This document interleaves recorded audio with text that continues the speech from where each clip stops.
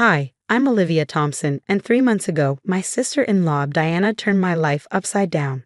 She showed up at our doorstep with 3 oversized suitcases and a sob story about her failed marriage.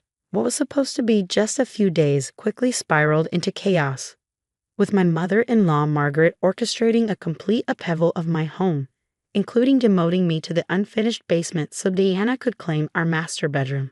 Looking back, I should have seen it coming. From the moment I married Michael 2 years ago, Margaret and Diana made it clear I was an outsider. The help Diana once hissed to her friend at our wedding, thinking I couldn't hear. But Michael was different, supportive, loving, and quick to shut down their digs. At least he used to be.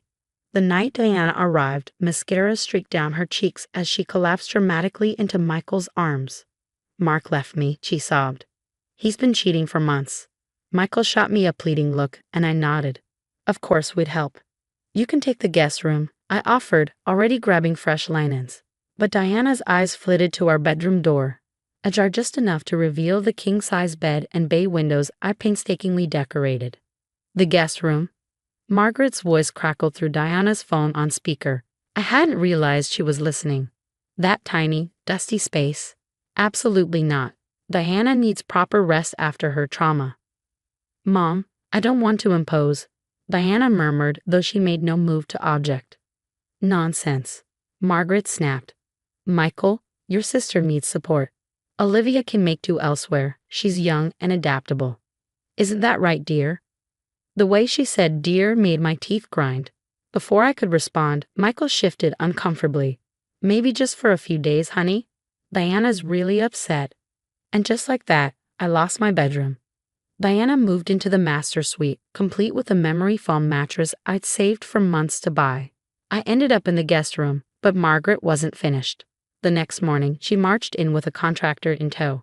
"The guest room's air quality is atrocious," she announced, brandishing a device that looked suspiciously like a phone screensaver. "Diana's allergies would flare up. We'll need to renovate." "Olivia, you understand." "And where am I supposed to sleep?" I asked, watching my belongings get hauled out. Margaret's gaze slid to the basement door. "There's plenty of space down there, just needs a little elbow grease.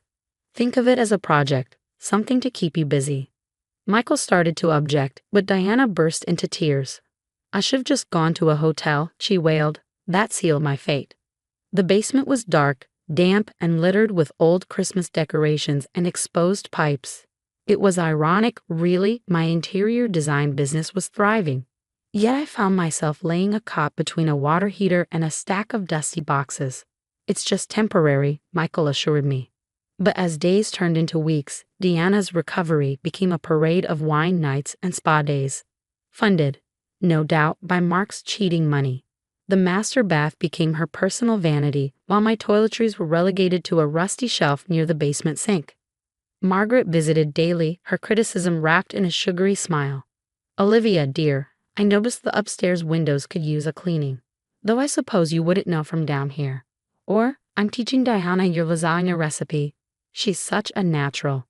Poor thing needs something to keep her mind off things." The final straw came at Sunday dinner. Margaret arrived with a real estate agent in tow and announced, "We found the perfect condo for Diana, right in Olivia's office building." "Convenient, isn't it?" Diana chimed in, flashing a grin. "I can even help with your design business. Mom said you've been overwhelmed lately."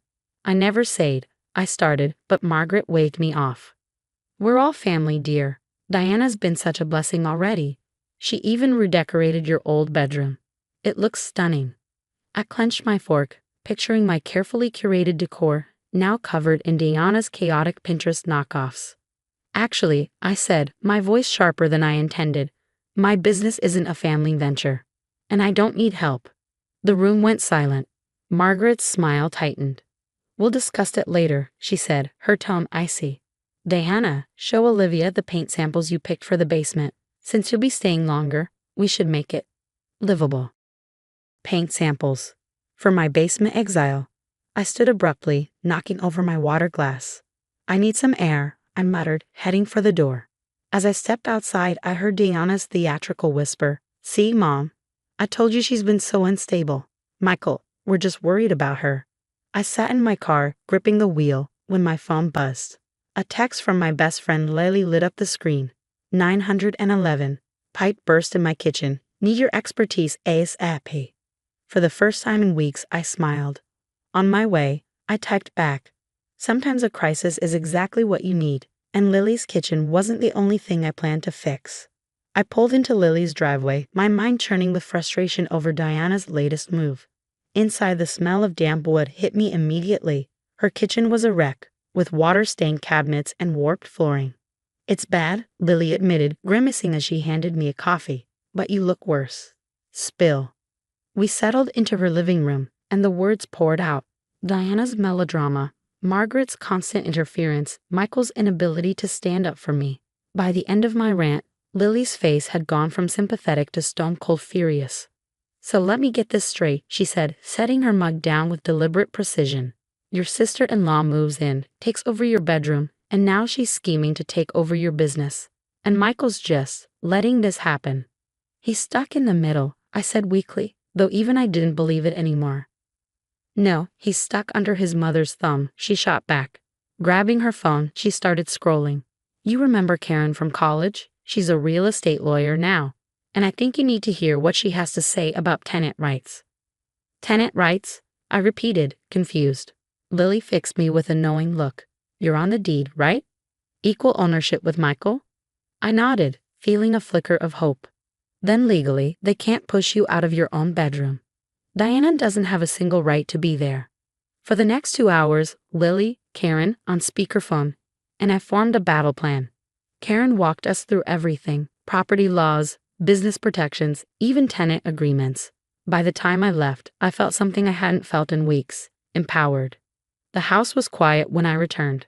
Upstairs, the flicker of the TV confirmed Diana was comfortably ensconced in my bedroom. Michael was snoring softly in his recliner, a half-empty beer on the table beside him. I stared at him for a long moment, debating. Then I made my decision. "Michael," I said, shaking his shoulder. He jolted awake, blinking groggily. "What's wrong?" "We need to talk," I said, my voice steady but firm. "Now." He sat up, rubbing his eyes. "Honey, can't this wait until morning?" "No, it can't. This stops tonight, Michael. Either Diana moves to the guest room, or I'm moving out and taking half the business accounts with me." That woke him up. "What? You can't." "I can. I spoke to a lawyer today. Funny thing about joint assets in a marriage, they're joint." I crossed my arms, forcing him to meet my gaze. "I don't want to do this, but I will if you keep letting your family treat me like this." Michael stared at me, his expression shifting from confusion to guilt. I didn't realize, I knew things were tense, but... Tense? I interrupted, my voice rising. "Michael, I'm sleeping in a basement next to the water heater while your sister throws wine parties in our bedroom. And now she's eyeing my business too." His face went pale. "What are you talking about?" Before I could respond, footsteps echoed on the stairs. Diana appeared in the doorway, wearing my silk robe and holding a glass of wine. "Everything okay down here?" she asked sweetly, though her tone was anything but. "Actually, no," I said, standing. "We're having a private conversation, Diana." "Oh, I'm sure it's nothing Mom and I can't help with," she said, her voice dripping with Fox concern. "Michael, you don't have to listen to this. I'll call Mom." "No," Michael said, cutting her off. "No more calling Mom. This is between us." For a moment, Diana's mask slipped, revealing pure rage. But she recovered quickly, pressing a hand to her chest. "Michael, I can't believe you're taking her side. After everything I've been through." "Enough," Michael said, his voice firm. "Diana, you need to move to the guest room, tonight." Diana's eyes narrowed, her usual tears failing to materialize. "Fine," she snapped. "But don't think this is over." She stormed upstairs, slamming the door to my bedroom. Michael turned to me, his shoulders slumping. "I've been an idiot," he admitted quietly. "Yes, you have." I said that my tone was softer now. "But you're starting to fix it." The rest of the night was spent moving my things back upstairs. As I hung my clothes in the closet, Michael stood in the doorway, watching me. "I'll call the locksmith in the morning," he said, "and maybe we should look into counseling." I nodded, hope blooming in my chest. "That's a good idea." For the first time in months, I slept in my own bed. But the battle wasn't over. The next morning, I arrived at my office to find Diana sitting in my chair, Margaret beside her with a folder full of papers. "We need to talk business," Margaret said smoothly, her smile as sharp as a blade. "Family business." I stood in the doorway of my office, taking in the scene. Diana was lounging in my chair, spinning lazily side to side as though she owned the place. Margaret stood beside her, a picture of calculated poise, her handbag dangling from her arm like a weapon. They didn't even have the decency to wait for me to arrive before staging their coup. "Morning," I said evenly, stepping inside and setting my coffee down. "What's this? A hostile takeover?" Margaret smiled thinly, sliding the stack of papers across the desk. "Not hostile. Practical. We've drawn up some documents to restructure the company, make it more family inclusive." I picked up the papers and quickly skimmed them. My stomach turned. They wanted me to sign over 51% of my company, essentially giving them control of everything I'd built. "You can't be serious," I said, my voice sharp as I dropped the papers back onto the desk. "Serious as a heart attack," Diana said smugly, propping her chin on her hand. "And you might want to reconsider. Mom's had a chat with the Hendersons. They're not too pleased with your recent behavior." My breath caught. The Hendersons' renovation project was my biggest account. If I lost it, it could tank my reputation. "You've been talking to my clients?" I asked, ice creeping into my tone. "Blackmail is such an ugly word," Margaret said, her tone smooth, "but sometimes it's necessary to protect the family's interests. After last night's little spectacle, you've left us no choice." I laughed bitterly. "My spectacle? You mean exposing Diana's lies about her divorce?" Diana shot forward in her chair, her smirk replaced by a glare.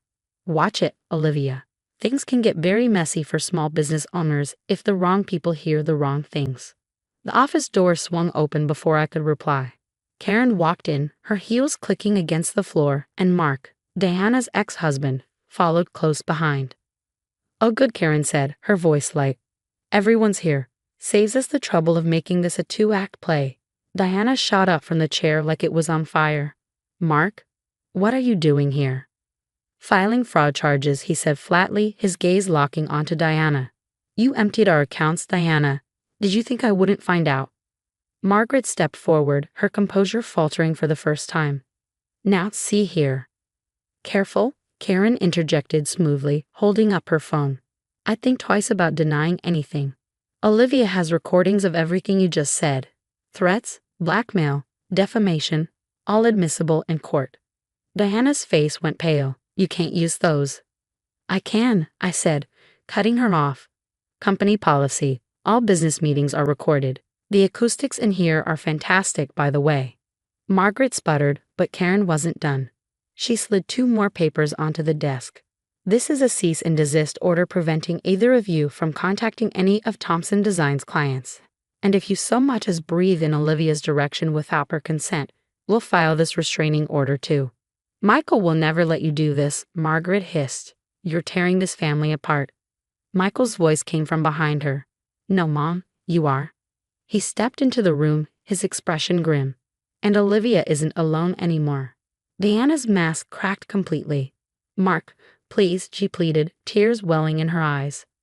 "This is all just a misunderstanding. Let me explain." "Explain it to the court," Mark interrupted coldly. "I'm done." Margaret's hands trembled as she clutched her handbag. "You'll regret this," she snapped, her voice shaking with fury. "Both of you." "No," I said, my voice calm and steady. "We won't. Now get out of my office."